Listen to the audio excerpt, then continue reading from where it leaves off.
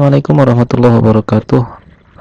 Pada kesempatan kali ini insyaallah saya akan menjelaskan dan memperkenalkan materi baru di matematika peminatan untuk kelas 10, yaitu logaritma, di mana materi ini sebenarnya adalah materi pengayaan yang ada di kelas 9, tapi tidak setiap sekolah di SMP itu mempelajari materi ini gitu ya.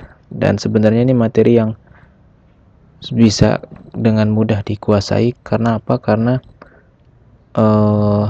materi penunjang sebelumnya itu adalah materi mengenai tentang pangkat dan akar. Nah, apa itu logaritma dan seperti apa itu logaritma? Insyaallah pada kesempatan kali ini kita akan membahas materi tentang logaritma. Oke, bismillah. Nah, logaritma itu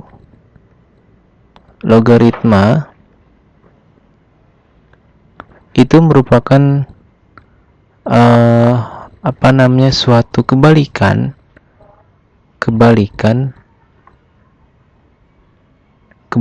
dari apa? Kebalikan dari bentuk pangkat ya. Kebalikan dari suatu bentuk pangkat. Nih, kebalikan dari suatu bentuk pangkat. Yang mana di bentuk pangkat ini atau bentuk eksponen yang telah kita pelajari di jenjang sebelumnya itu adalah bentuk pangkat atau eksponen, ya kan ya? Eksponen. Semisal kita punya bentuk pangkat atau bentuk eksponen yaitu seperti A pangkat B sama dengan C. Nah, ini adalah A di sini adalah namanya bilangan pokok, ya kan? Lalu yang B di sini adalah pangkatnya, dan C di sini namanya adalah numerus, hasil pangkatnya numerus. Nah, ini adalah dibentuk eksponen ya. Ini adalah dibentuk pangkat atau eksponen. Nah, ini adalah dibentuk pangkat atau eksponen. Nah, lalu dibentuk logaritma itu seperti apa? Di logaritma ini adalah kebalikan dari pangkat. Ada istilah kata kebalikan atau inverse ya. Bahasa lainnya inverse, kebalikan. Nah, kalau misalkan dibentuk pangkat atau eksponen, yang dicari itu adalah hasil dari kalau di pangkat itu yang dicari adalah hasil dari setelah kita memangkatkan bilangan pokok dengan suatu bilangan berpangkatnya. Nah, gitu. Tapi kalau di logaritma itu yang dicari adalah pangkatnya, adalah nilai pangkatnya ya. Nilai pangkat yang dicari atau eksponen yang dicari, bukan hasil dari pemangkatannya. Karena gini, kalau misalkan dibentuk pangkat itu kan 2 pangkat 2 sama dengan 4. Nah, ini kan bentuk pangkat atau bentuk eksponen ya kan ya. 2 pangkat 2 adalah 4. Nah, yang dicari itu adalah hasil dari pemangkatannya, hasil dari pemangkatan si 2 pangkat 2 gitu.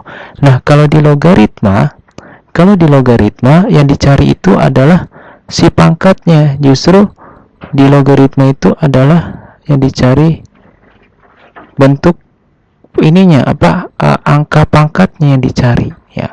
Jadi misal gini, 2 pangkat sekian sama dengan 4. Nah, gitu. Nah, di logaritma itu yang dicari yang pangkat sininya nih. Di pangkat di sininya dicari. Nah, tentu penulisannya bukan lagi seperti ini ya. Penulisannya tidak lagi seperti pangkat seperti ini. Tapi penulisannya itu adalah akan menjadi seperti ini. Kalau semisal di bentuk pangkat kita punya A pangkat B sama dengan C, ya kan? Itu adalah di bentuk pangkat. Maka kalau misalkan ini bentuk eksponennya, eksponen. Nah, kalau dibentuk logaritmanya akan menjadi A log sama dengan B. Nah, ini adalah bentuk logaritmanya. Nah, ini adalah bentuk logaritmanya. Ini adalah bentuk logaritmanya. Nah, dibacanya adalah A logaritma C sama dengan B. Artinya apa? Artinya seperti ini. Semisal kita punya tadi, 2 pangkat 2 itu adalah 4. Ya. Nah, kalau dibentuk ke dalam bentuk logaritma, dia akan menjadi 2 log 4 sama dengan 2. Nah, gitu. Ya. Jadi 2 berpangkat 2 hasilnya adalah 4. Nah, ya. 2 atau 2 log 4 sama dengan 2, gitu ya. Jadi kalau misalkan 2 pangkat 2, ya ini yang tadi di sini, ya kan 2 pangkat 2 sama dengan 4, akan bisa kita tulis ke dalam bentuk logaritmanya menjadi 2 log 4 sama dengan 2. Nah, seperti itu, ya. Jadi di logaritma itu adalah kebalikannya, lihat, disama dengannya di sini adalah 2. Ya, sedangkan di eksponen atau di bentuk pangkat sama dengannya di sini adalah 4.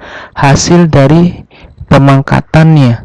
Tapi kalau di logaritma itu adalah mencari pangkatnya. Nah, gitu, mencari pangkatnya. Pangkatnya berapa? Makanya disebut dia sebagai fungsi kebalikan atau inverse dari pangkat atau inverse dari eksponen, ya. Inverse dari eksponen. Nah, seperti itu. Jadi kalau misalkan bentuk pangkat yang seperti ini, kita berarti bisa tuliskan jadi seperti ini, ya.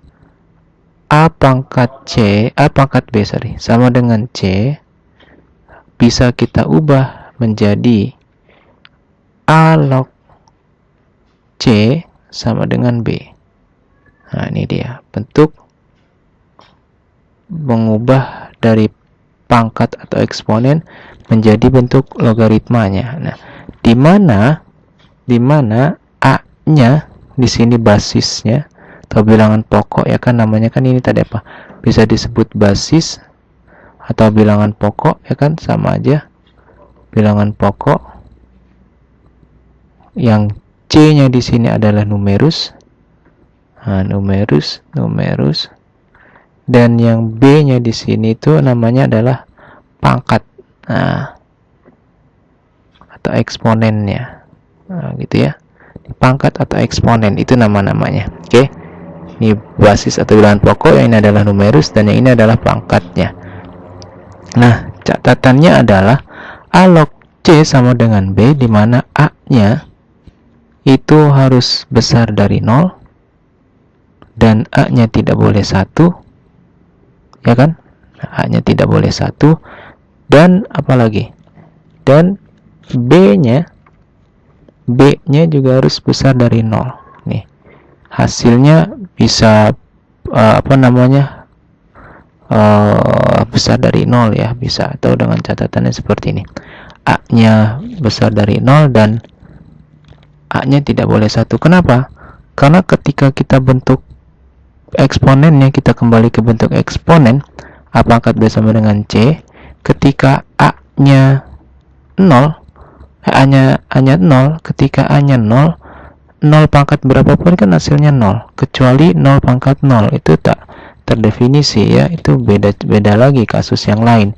Lalu ketika A-nya 1 pangkat berapapun kan hasilnya tetap 1. Jadi dikhususkan untuk di logaritma, syarat basisnya itu adalah A-nya harus lebih dari 0 dan A-nya tidak boleh sama dengan 1. Oke. Dan syarat yang lainnya adalah untuk numerusnya, C-nya. Itu pun juga harus lebih dari 0, atau C-nya dengan kata lain harus berbentuk positif, ya. Jadi syaratnya di logaritma itu adalah memenuhi ini. A-nya adalah harus besar dari 0 dan A-nya tidak boleh sama dengan 1, serta C-nya harus positif atau lebih dari 0. Karena ketika A berpangkat B, logikanya seperti ini. Ketika A berpangkat B, lalu hasilnya adalah negatif, C-nya adalah negatif. Nih yang nih kita lihat sini, A pangkat B hasilnya negatif, itu kan tidak ada, ya kan? Siapapun berpangkat siapapun hasilnya negatif, itu kan tidak ada, ya kan? Artinya dia terdefinisi jika tiga syarat ini harus memenuhi gitu ya, yaitu numerusnya harus positif, dan basis atau bilangan pokoknya harus lebih dari 0 positif dan tidak boleh sama dengan 1, itu ya. Jadi secara secara kesimpulannya, dari bentuk pangkat ke bentuk logaritma adalah seperti ini gitu. Oke, seperti ini. Nah, sekarang kita akan coba berlatih sedikit tentang mengubah bentuk dari pangkat menjadi logaritma ya. Oke, sekarang kita misal seperti ini. Misal contoh ya, contoh, ubahlah ke dalam bentuk logaritma.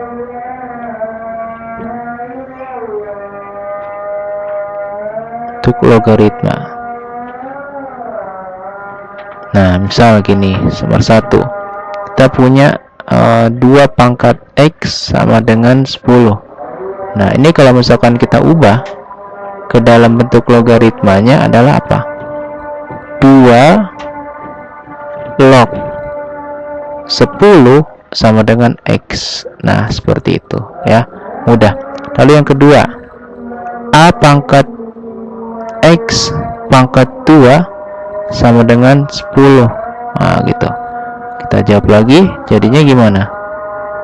Kita jawab lagi menjadi apa?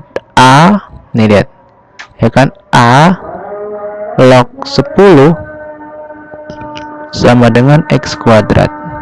Nah, atau dengan kata lain, A pangkat X kuadrat sama dengan 10 gitu ya. Terus yang ketiga, misal Y pangkat Z sama dengan 5. Nah, maka kita ubah ke dalam bentuk logaritmanya menjadi apa? Menjadi Y log 5 sama dengan Z. Nah, gitu ya. Jadi mengubah bentuk dari bentuk pangkat ke bentuk logaritma seperti itu. Mudah ya, tidak terlalu sulit materinya. Lalu yang keempat, misal kita punya apa? 2 pangkat 3 yang berpangkat X, ya kan, sama dengan berapa? Misal sama dengan Y. Nah, gitu. Kalau misalkan diubah ke dalam bentuk logaritmanya seperti apa? Kita jawab. Oke, kalau misalnya ini kita jawab, akan menjadi apa? Nah, kita lihat 2 pangkat 3 pangkat X yang sama dengan Y, ini bisa 2 sebenarnya kita dapat. Kalau ini mau langsung kita bentuk ke dalam bentuk logaritma, bentuknya akan menjadi 2 pangkat 3 log Y sama dengan X. Nah, yang pertama. Atau yang kedua, ketika kita ingin menyelesaikan atau ingin membentuk si 2 pangkat 3 menjadi satu kesatuan, yaitu 8 kan, 2 pangkat 3 dari 8 pangkat X sama dengan Y. Nah, ini bisa kita ubah lagi menjadi apa? Jadi 8 logaritma Y atau 8 log Y sama dengan X. Nah, gitu ya.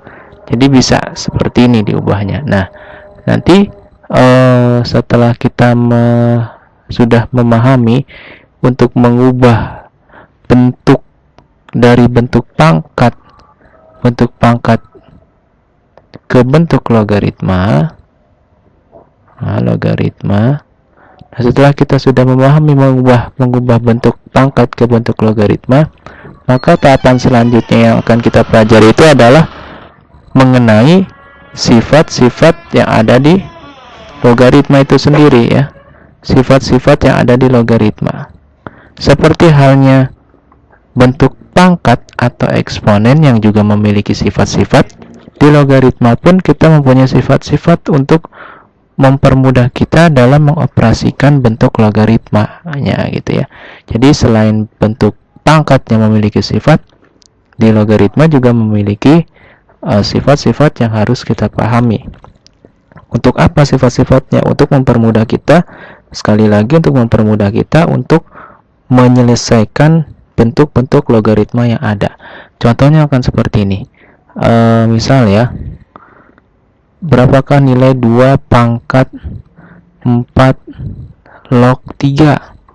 Nah, berapa nilainya ini? Itu kan 2 pangkat 4 log 3. Lalu misal kita punya lagi bentuknya adalah 2 log 10 ditambah 4 log 8. Nah, ini berapa nilainya kalau ditambah gitu loh, ya kan? Lalu misal lagi kita punya apa? Misal lagi kita punya x pangkat n log z. Nah, ini sama dengan apa? Gitu. Jadi sifat-sifat di logaritma ini soal-soal seperti ini atau kasus-kasus seperti ini akan lebih mudah jika kita memahami sifat-sifat logaritma. Nah, sifat-sifat logaritma. Nah, gitu ya. Ini akan lebih mudah jika kita memahami dan mengenal sifat-sifat logaritma. Oke. Di next slide kita akan pelajari dan kita akan perkenalkan tentang sifat-sifat logaritma. Oke ya, jadi bisa dipahami lah, mudah kok, tidak terlalu sulit. Oke, kita masuk ke sifat-sifat logaritma. Sifat-sifat logaritma. Nah, sifat-sifat logaritma sama seperti halnya tentang bentuk eksponen yang memiliki sifat, di logaritma juga punya sifat. Ya, yang pertama sifat dasarnya itu adalah yaitu tadi mengubah bentuk pangkat. Nih, ya kan, mengubah bentuk pangkat menjadi bentuk logaritma, menjadi A log C sama dengan B. Nah, gitu ya. Lalu yang kedua, bentuk yang kedua itu adalah jika kita punya A log 1 sama dengan A log 1 sama dengan 0. Kenapa A log 1 sama dengan 0? Ya iya, di sini kan kita punya, kalau misalkan ini kita ubah ke dalam bentuk pangkat menjadi apa? A pangkat 0 sama dengan 1. Ya kan? A-nya tentu bukan 0 karena tadi kan di ini kan adalah suatu basis logaritma, ya kan? Basis itu tadi posisinya adalah A-nya harus lebih dari 0. Bilangan yang lebih dari 0 dan A-nya harus tidak boleh sama dengan 1. Bukan 0 A-nya ya.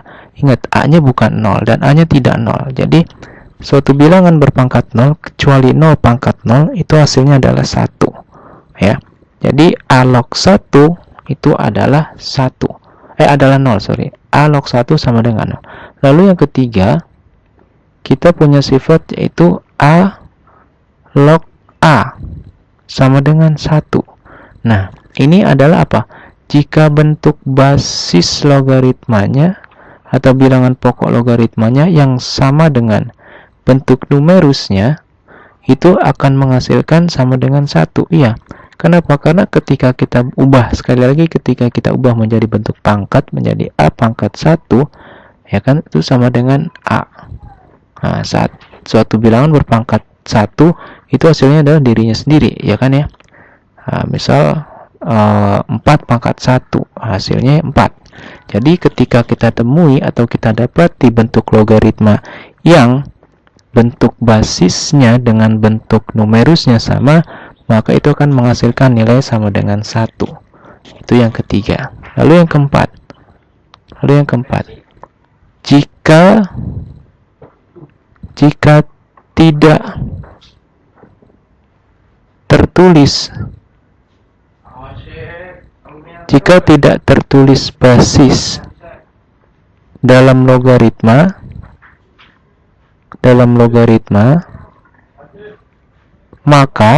maka dianggap basis itu adalah basis tersebut bernilai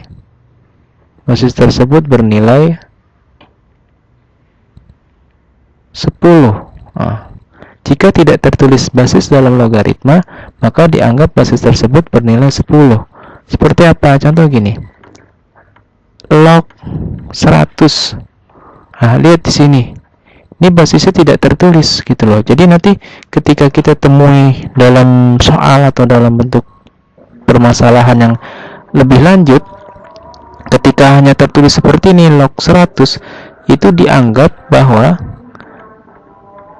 basisnya atau bilangan pokoknya itu sama dengan 10.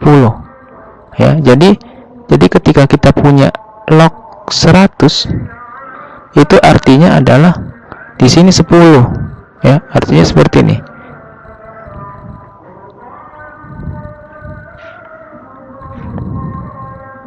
Artinya adalah 10 log 100. Nah, 10 log 100 adalah berapa? Ya 2. Ya kan, yaitu 10 pangkat 2 hasilnya adalah 100. Nah, gitu. Atau dengan penulisan yang lain, misal log X sama dengan Z. Nah, ini kalau misalkan diubah ke dalam bentuk pangkat akan menjadi 10 pangkat Z sama dengan X. Nah, karena basisnya tidak tertulis. Nah, kalau basisnya tidak tertulis, nih, jika tidak tertulis basisnya, maka basis tersebut dianggap bernilai 10. Ini sesuai kesepakatan, ya. Jadi seperti itu. Nomor 5 itu tentang operasi linear penjumlahan. Lihat bentuknya. A log B tambah A log C, nah, akan menjadi A log dalam kurung numerusnya kita kalikan B kali C. Nah, seperti itu, ya. Tentu di sini B dan C-nya juga harus lebih dari 0, syarat untuk numerus, ya.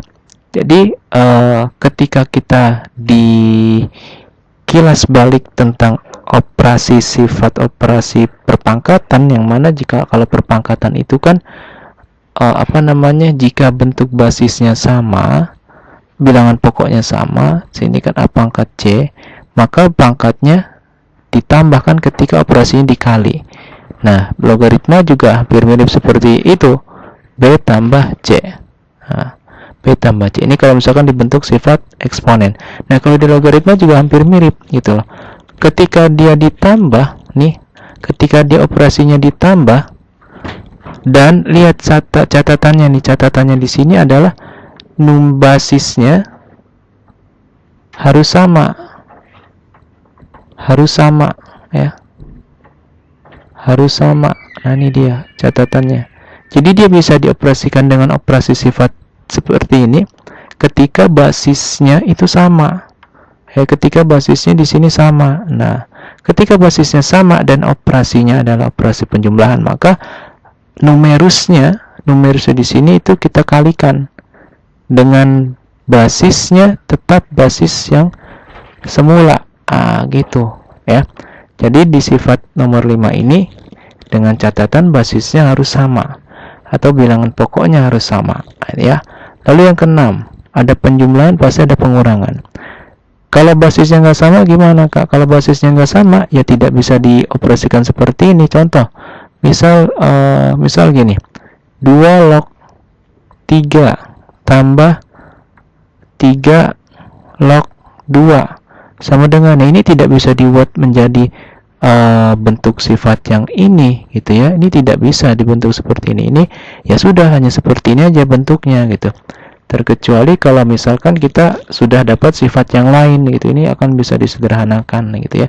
Tapi kalau misalkan kita masih punya sifat sampai di batas nomor 5, ini kita tidak bisa menyesuaikan, alias tidak bisa dioperasikan dengan operasi sifat nomor 5 ketika basis di logaritmanya, ya, basis di logaritma bentuk pertama dengan bentuk kedua itu tidak sama, itu tidak bisa dioperasikan seperti itu, ya. Oke, itu sifat nomor 5. Lalu sifat nomor 6, ketika ada penjumlahan pastilah ada pengurangan.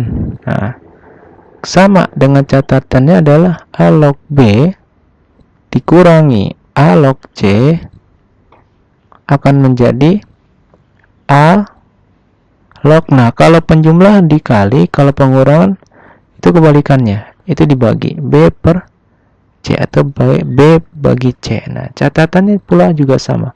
Basisnya harus sama. Harus sama. Nah, basisnya harus sama. Ini dia catatan ya. Jadi basisnya harus sama. Tidak bisa jika basisnya tidak sama. Ketika basisnya tidak sama, tidak bisa dioperasikan seperti ini gitu ya.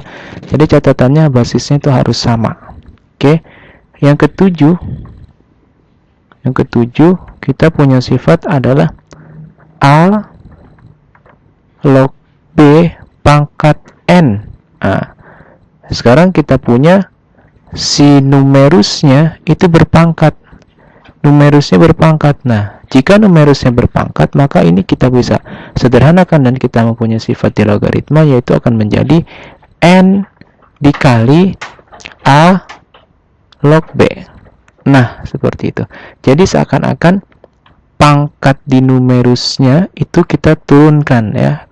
Pangkat di numerusnya kita turunkan ke depan menjadi seperti ini, menjadi bentuk perkalian. Atau ketika misal kita punya bentuk yang seperti ini yang ada di sebelah kanan, N kali A log B, maka ini kita bisa ubah ke bentuk yang sebelah kiri lagi gitu. Karena yang namanya sifat sama dengan itu artinya adalah bentuk di sebelah kiri berlaku bentuk sebelah kanan, dan bentuk sebelah kanan berlaku untuk bentuk sebelah kiri, alias sebelah kiri akan sama dengan kanan, kanan juga akan sama dengan kiri gitu. Akan sama, persis sama dengan gitu ya. Nomor 8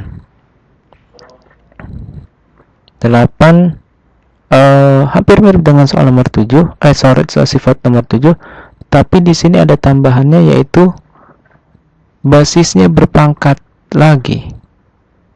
Nah, B pangkat N sama dengan. Nah, kalau di sifat nomor 7 kita punya pangkatnya ada di numerus. Tapi ketika di sifat nomor 8 si basisnya ini juga punya pangkat. Basis punya pangkat, di numerus juga punya pangkat. Nah, numerus juga punya pangkat. Nah, maka sifatnya akan menjadi apa? Sifatnya akan menjadi N per M dikali A log B. Nah, seperti itu. Jadi saya sajikan urut dari nomor 7 dari numerus yang berpangkat-pangkatnya turun. Maka ketika si basis juga punya pangkat seperti nomor 8, maka turunkan dulu yang pangkat di numerus. Pangkat di numerus turunkan, lalu bagi dengan pangkat yang ada di basis. Nah, selebihnya mengikuti A log B, seperti itu. Nanti contoh untuk untuk contoh-contoh soalnya akan kita sajikan di slide berikutnya ya, atau di video berikutnya. Karena di video yang sekarang kita akan bahas tentang sampai di sifat-sifat logaritma saja dulu ya, mengenal sifat-sifat logaritma sampai di mengenal sifat-sifat logaritma. Nanti di next video kita akan bahas tentang contoh-contoh dari semua sifat-sifatnya. Oke. Lalu yang ke-9. Di sifat yang ke-9 kita punya bentuk seperti ini. Ketika A log B dikali B log C akan menjadi sama dengan A log C. Nah, di sifat nomor 9 ini unik. Uniknya kenapa? Lihat. Ketika basis bentuk logaritma kedua ya, ketika basis bentuk logaritma kedua sama dengan numerus di bentuk logaritma pertama dan dioperasikan perkalian, nih sama ya kan, ini sama dengan operasi perkalian, maka seolah-olah hasilnya itu adalah si numerus si bilangan pokok, si basis dari bentuk logaritma pertama yang dihubungkan dengan numerus di bentuk logaritma yang kedua ya. Jadinya ketika A log B dikali B log C akan menjadi A log C. Itu ya, dengan catatannya di sini adalah numerus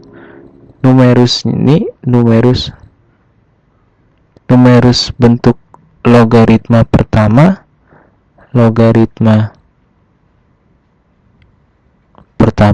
haruslah sama dengan apa? Bilangan pokok atau basis di logaritma yang kedua. Nah, itu dia. Catatannya adalah harus sama. Apanya yang sama? Yang sama itu adalah basis dan numerusnya. Nah, ketika basis di logaritma kedua dengan numerus di logaritma pertama itu sama, ini adalah sama, maka sifat yang berlaku itu adalah akan menjadi basis di logaritma pertama lalu dihubungkan dengan numerus di logaritma yang kedua ini. Ya, ini tidak hanya dua bentuk, bisa menjadi tiga bentuk dan bentuk yang lain gitu. Bisa aja diperluas sifat ini menjadi seperti ini, bisa menjadi 3, bisa menjadi 4, bisa menjadi 5. A log B kali B log C dikali C log D. Nah, gitu ya. A log B kali B log C kali C log D ini akan menjadi sama A log D. Gitu. Selagi dan selama catatannya ini